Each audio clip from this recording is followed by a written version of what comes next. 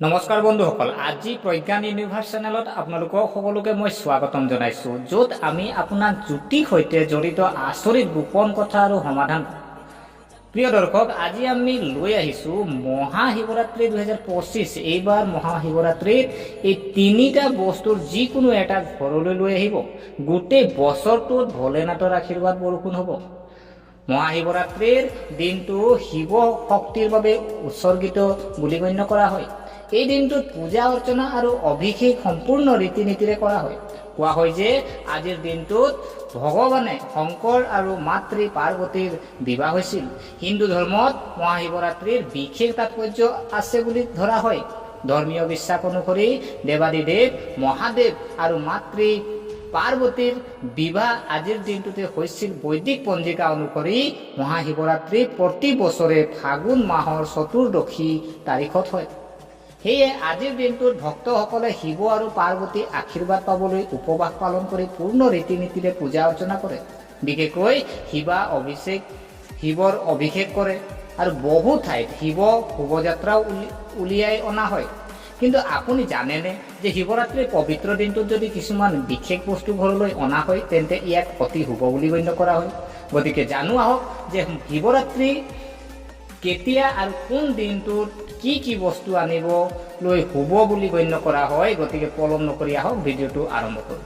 প্ৰিয় দৰ্শক, এই দিনটোত হোৱা মহাশিৱৰাত্ৰি হিন্দু পঞ্জিকাৰ অনুসৰি এইবাৰ মহাশিৱৰাত্ৰি ফাগুন মাহৰ কৃষ্ণপক্ষৰ চতুৰ্দশী তিথি 2025 চনৰ 26 ফেব্ৰুৱাৰী পুৱা 11:08 বজাৰ পৰা আৰম্ভ হ'ব আৰু 2025 চনৰ 27 ফেব্ৰুৱাৰী পুৱা 8:54 বজাত শেষ হ'ব। যিহেতু মহাশিৱৰাত্ৰিত নিশ্চিত কাল পূজা গুৰুত্বপূৰ্ণ বুলি গণ্য কৰা হয়, সেয়েহে 26 ফেব্ৰুৱাৰী অৰ্থাৎ বুধবাৰে মহাশিৱৰাত্ৰি পালন কৰা হ'ব। ধৰ্মীয় বিশ্বাস অনুসৰি মহাশিৱৰাত্ৰিৰ দিনা শিৱ পৰিয়ালক ঘৰত অনাটো অতি শুভ বুলি গণ্য কৰা হয়। আপুনি আপোনাৰ ঘৰত এখন ছবি আনিব পাৰে, য'ত ভোলেনাথৰ লগত মা পাৰ্বতী, গণেশজী আৰু নন্দী আৰু তেওঁলোকৰ সৈন্যই ঘৰত শিৱ পৰিয়ালৰ উপস্থিতিৰ বাবে আপোনাৰ পৰিয়ালৰ ওপৰত ঈশ্বৰৰ আশীৰ্বাদ ৰৈ যায় বুলি বিশ্বাস কৰা হয়। ইয়াৰ পিছত যদি আমি চাওঁ পৰাদ শিৱলিংগ, যদি আপুনি শিৱলিংগ ঘৰত আনি স্থাপন কৰিব বিচাৰে তেন্তে ইয়াৰ বাবে মহাশিৱৰাত্ৰিৰ দিনটো অতি শুভ বুলি গণ্য কৰা হয়। মহাশিৱৰাত্ৰিৰ দিনা আপোনাৰ শিৱলিংগ ঘৰলৈ আনিব পাৰিব। ইয়াৰ লগে লগে আপুনি কেৱল ভগৱানৰ শিৱৰ আশীৰ্বাদ পোৱাই নহয়, ঘৰত থকা সকলো বাস্তু দোষ, কালসৰ্প দোষ আৰু পিতৃ দোষো নাইকিয়া হয়। যিটো আমাৰ পিতৃ দোষ থাকে এইটোও নাইকিয়া হয়। আৰু ইয়াৰ পিছত যদি আমি চাওঁ, ইয়াৰ পিছত যদি চোৱা হয় ৰুদ্ৰাক্ষৰ যি আপোনাৰ ৰুদ্ৰাক্ষ, আপুনি ৰুদ্ৰাক্ষ যদি মহাশিৱৰাত্ৰিৰ দিনা ৰুদ্ৰাক্ষক ঘৰৰ ভিতৰলৈ অনাটো অতি শুভ বুলি কোৱা হয়।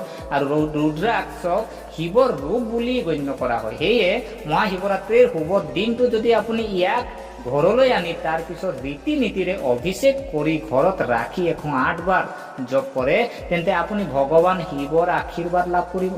আৰু ইয়াৰ লগতে ৰুদ্ৰাক্ষই আপোনাৰ সকলো ৰোগ দুখ আৰু দুখ নিৰাময় কৰে। গতিকে আশা কৰোঁ আপোনালোকে ভিডিঅ'টো চাই ভাল পালে। যদি এই ভিডিঅ'ই আপোনাক কিঞ্চিত মানুহ লাভান্বিত কৰিছে তেনেহ'লে চেনেলটো ছাবস্ক্ৰাইব কৰাৰ লগতে লাইক কমেণ্ট কৰি উৎসাহিত কৰিব বুলি আশা ৰাখিলোঁ। পুনৰ লগ পোৱাৰ প্ৰতিশ্ৰুতিৰে আজিলৈ বিদায় মাগিলোঁ। ধন্যবাদ।